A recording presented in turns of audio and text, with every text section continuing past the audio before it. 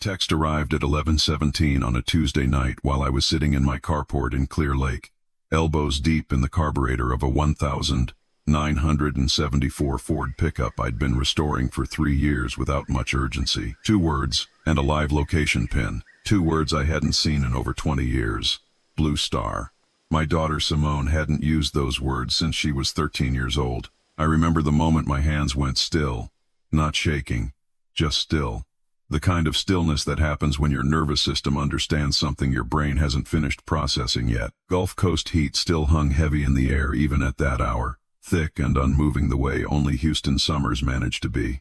Somewhere across the street a lawn sprinkler ticked through its cycle. My coffee had gone cold an hour ago. I'm 65 years old, retired battalion chief with Houston Fire Department, 31 years on the job, widower, grandfather. Most days the biggest decision I make is whether I'm cooking on the back grill or driving down to Galveston to eat shrimp off paper plates and argue with seagulls. But the second I saw those 2 words, every quiet part of me went dark and cold and ready. Here's what people don't always understand about firefighters. We don't run on adrenaline.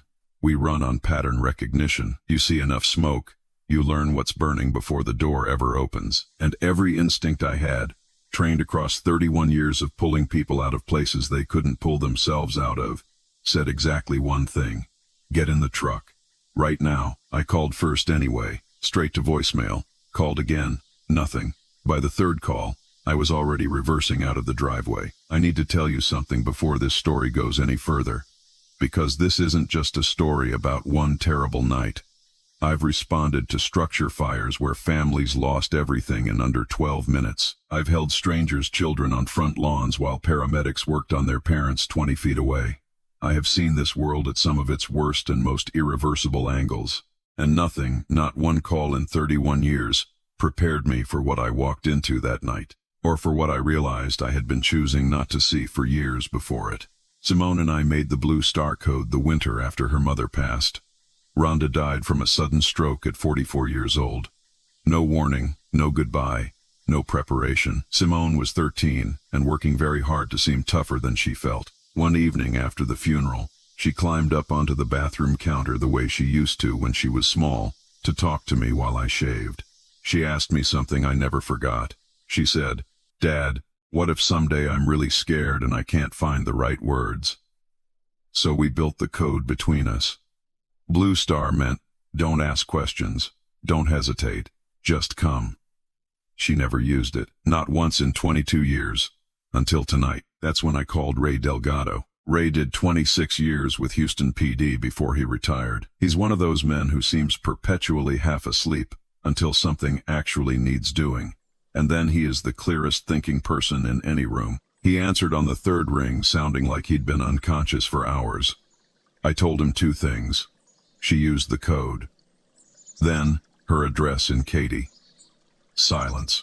Then he said, "I'll meet you at the subdivision entrance." That was it. No questions. No hesitation.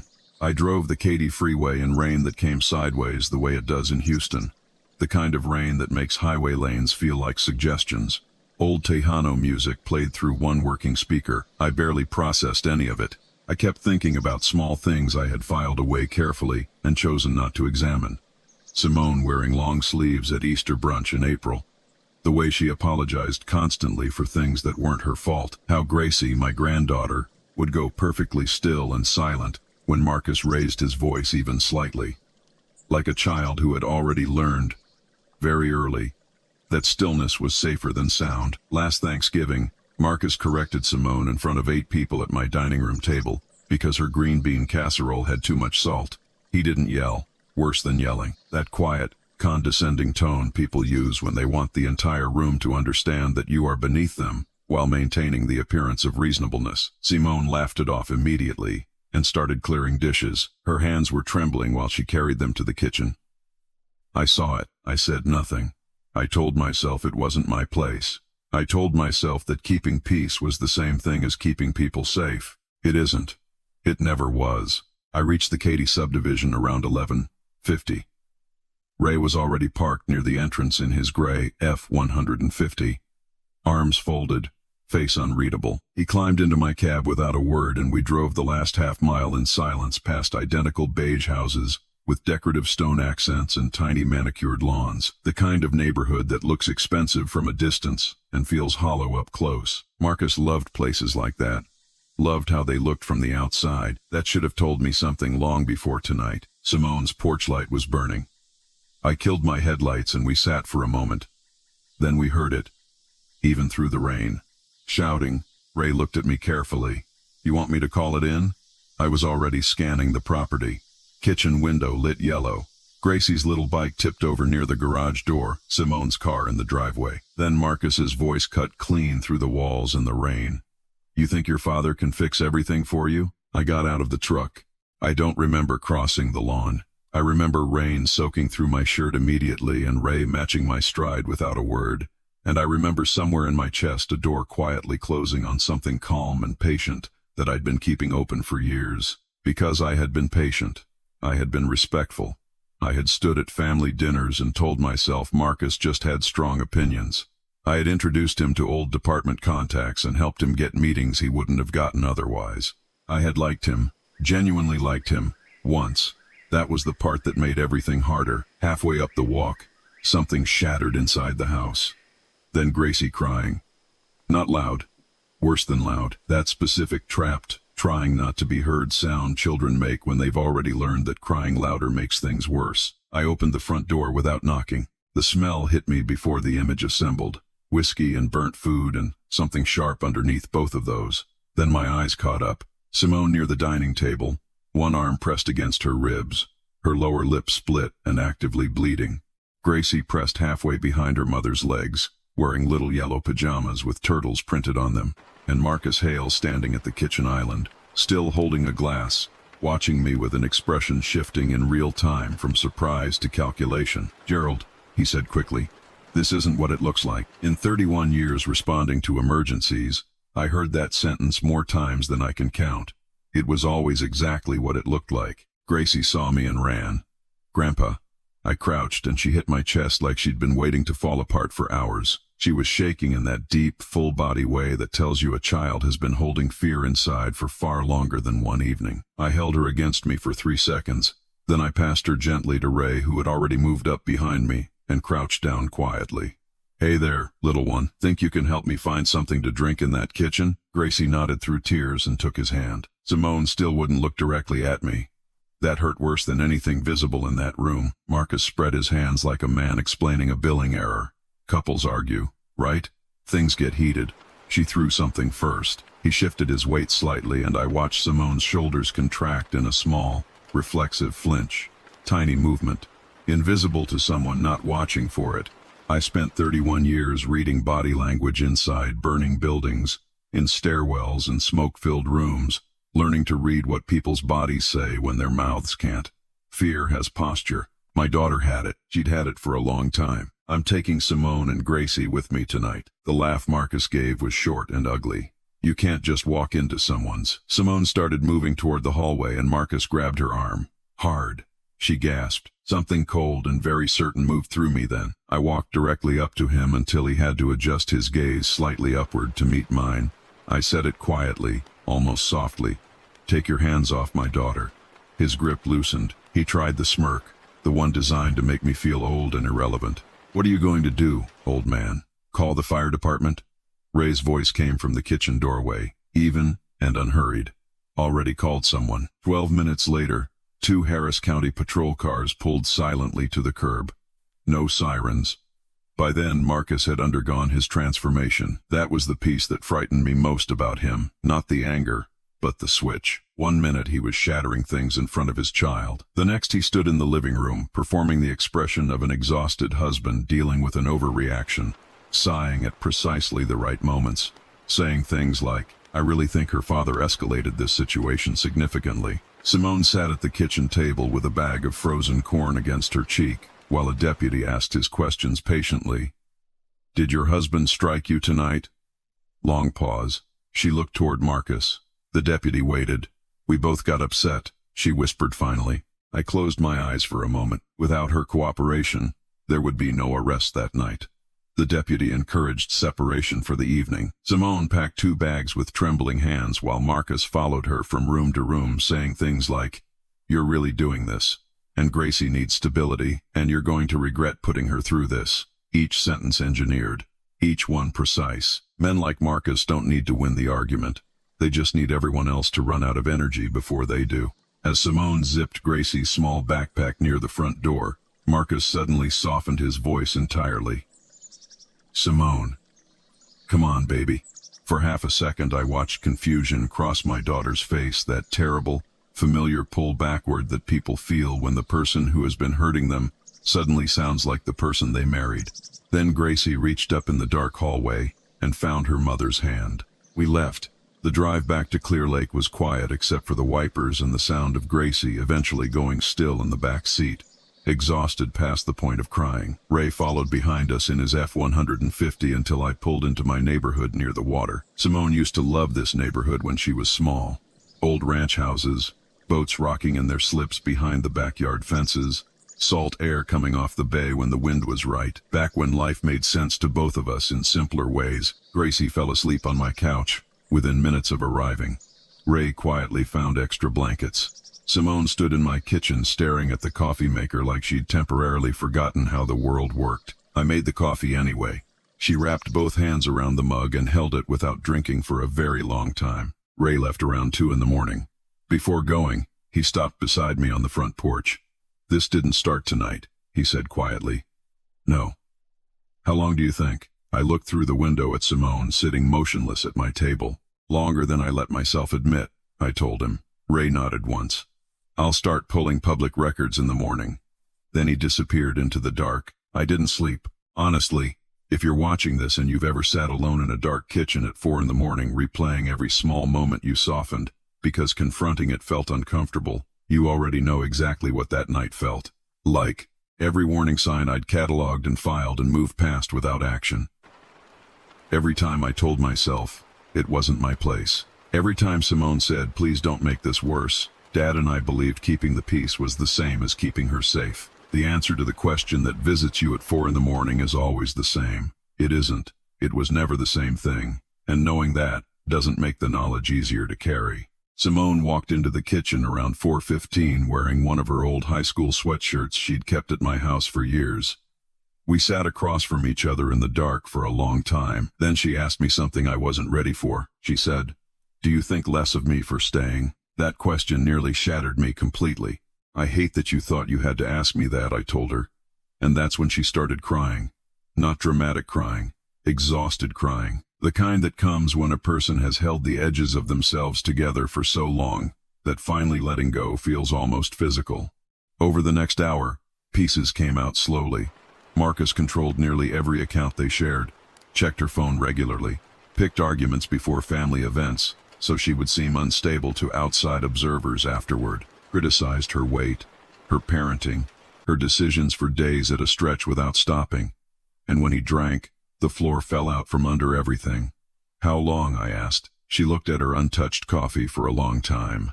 "He hit me the first time when Gracie was 18 months old. Something broke open in my chest. I stood up too fast, walked straight to the garage, and hit the side of my metal storage cabinet hard enough to leave a dent and shoot pain from my knuckles to my elbow. I stood in the dark breathing. A few seconds later, Simone appeared in the doorway. She said quietly, "You never hit Mom." "I know," I told her, "but apparently I missed a hell of a lot of everything else." The following afternoon, Ray came by with a legal pad and 2 paper bags of food. He sat at my dining table and spread out documents he'd pulled through legitimate public record channels. Repeated hotel charges, luxury purchases, restaurant bills Simone had never seen on any shared statement. Then he slid a printed photo across the table. A woman in a red dress laughing beside Marcus at a rooftop event in downtown Houston. "Diane Castillo," Ray said. "Her husband is a commercial real estate attorney in Midtown." Simone stared at the photo for a long time without speaking. "I kept thinking I was making it up," she said finally. "That's not everything," Ray added. He handed me another page. Preliminary divorce consultation records, asset division projections, My stomach turned. Marcus had been planning an exit while quietly draining the accounts. Then came the sentence that knocked the floor out from under me. Simone looked at me with something I can only describe as pure shame and said, "Dad, he used Gracie's education fund." I thought I had misheard her. I asked her to repeat it. She told me Marcus had gradually manipulated her into signing digital transfers, connected to investment accounts and refinancing paperwork, sometimes late at night after arguments when she was exhausted, sometimes buried inside legitimate tax documents he told her were routine. Classic overload. Confuse a person until they stop asking questions, until the cost of understanding is higher than the cost of trust. I sat down at the kitchen table because my legs didn't feel reliable. That account wasn't just savings. I started it the week Simone graduated high school. Every birthday, every Christmas, every overtime shift I picked up after Rhonda died because I needed something to do with my hands at midnight and couldn't sleep anyway. I built that fund because I wanted one thing in this family that nothing could touch. Something that said, whatever else life takes, this child has a future that is entirely her own. And Marcus had drained most of it on hotel rooms and restaurant dinners and resort weekends with another man's wife. Ray rubbed a hand slowly across his jaw. He also ran transfers through a private business investment account tied to his company bonuses. He slid another page toward me. I looked at the numbers. The heat crawling up into my throat wasn't quite rage. It was something worse than rage. Shame. Because I had helped this man. I'd opened doors for him through old department contacts, co-signed his professional references, loaned him money Simone never found out about, twice, because I told myself I was supporting my daughter's family. Meanwhile, Simone was clipping grocery coupons and reusing Gracie's school supplies, while Marcus charged resort weekends to corporate expense reports. Simone said quietly, "You warned me once." I looked up. She said, "That Thanksgiving, you asked if he embarrassed me on purpose. You said, a man who enjoys humiliating you in public usually does worse in private." I remembered that conversation exactly. She had been loading my dishwasher while Marcus laughed too loudly in the living room. She defended him for 15 straight minutes afterward. Now she sat at my kitchen table looking hollowed out by years of her own loyalty. "I should have listened," she said. "No," I told her. "I should have pushed harder. I want to be honest with you about something. I've told this story several times since it happened, and I always pause at this part, because there is a version of me that wants to present the moment I walked through that door as a kind of uncomplicated rescue. But the truth is I showed up late. I showed up after years of choosing comfortable distance over difficult questions. The version of me that drove down the Katy freeway that night should have made that same drive years earlier, in daylight, without a distress code. That's the thing nobody tells you about loving someone through a situation like this. Your failures don't disappear because you eventually showed up. They just get quieter. That afternoon, Ray connected us with an attorney named Patricia Navarro. Patricia was in her mid-50s, gray streaked through black hair, reading glasses she seemed to look over rather than through, and a particular kind of calm that comes from having seen every version of this before, and choosing to still take each one seriously. She stopped when she walked in and looked at me with a slight smile. "You probably don't remember my uncle," she said. "Victor Navarro, Station 63, 1999. I stared for a second before it clicked. "Big Victor," I said. She laughed.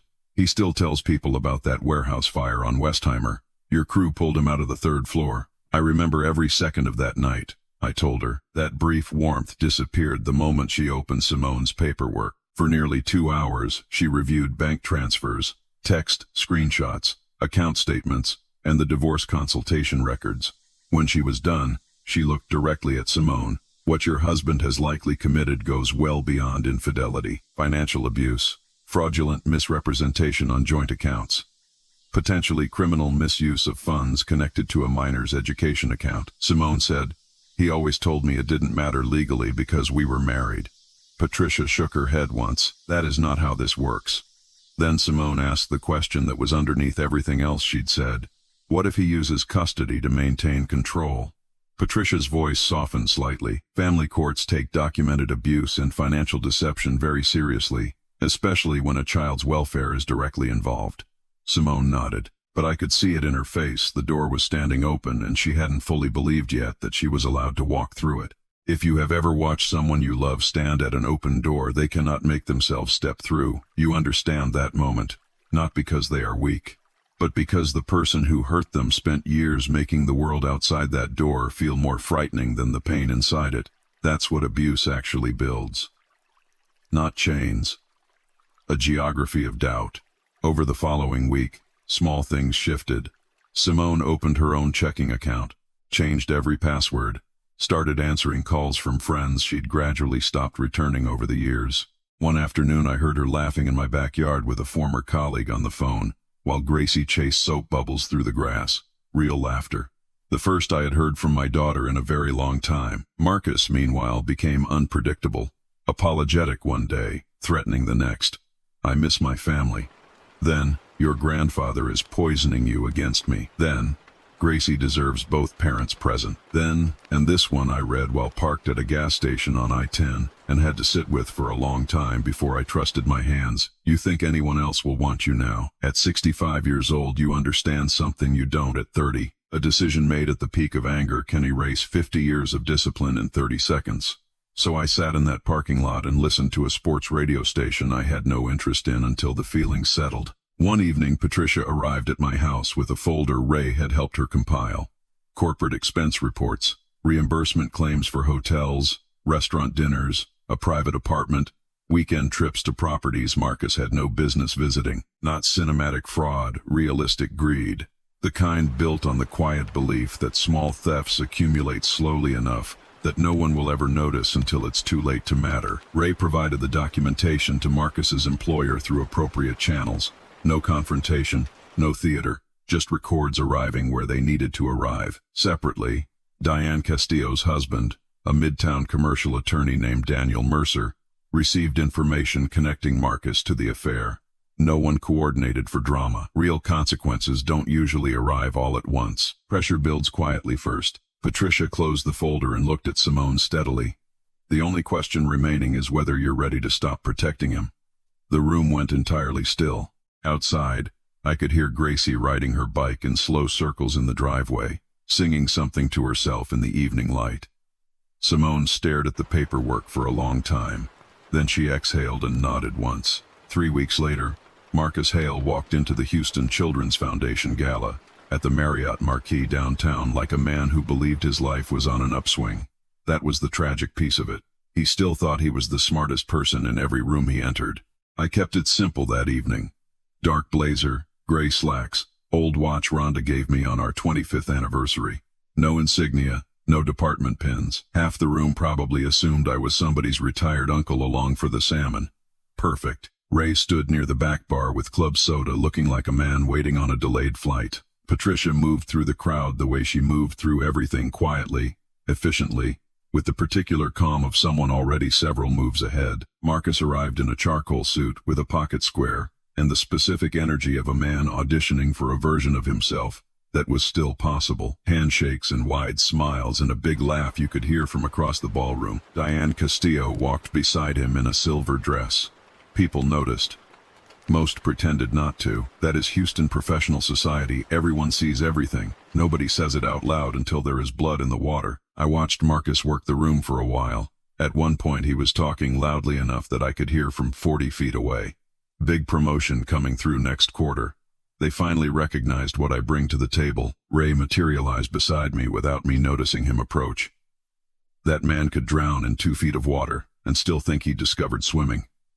I almost smiled. Around 8 o'clock, Marcus spotted me near the bar. His expression shifted not to fear, to annoyance. The look of someone who finds muddy boots on their clean floor. He crossed toward me with a bourbon glass already in hand. Didn't expect to see you here, Gerald. I sipped my iced water. How's Katie traffic treating you these days? That irritated him immediately because it wasn't the reaction he'd been preparing for. Diane Castillo stood beside him looking like she'd rather be anywhere else on earth. Marcus leaned slightly toward me. Simone is going through a really difficult emotional period right now. You know that, right?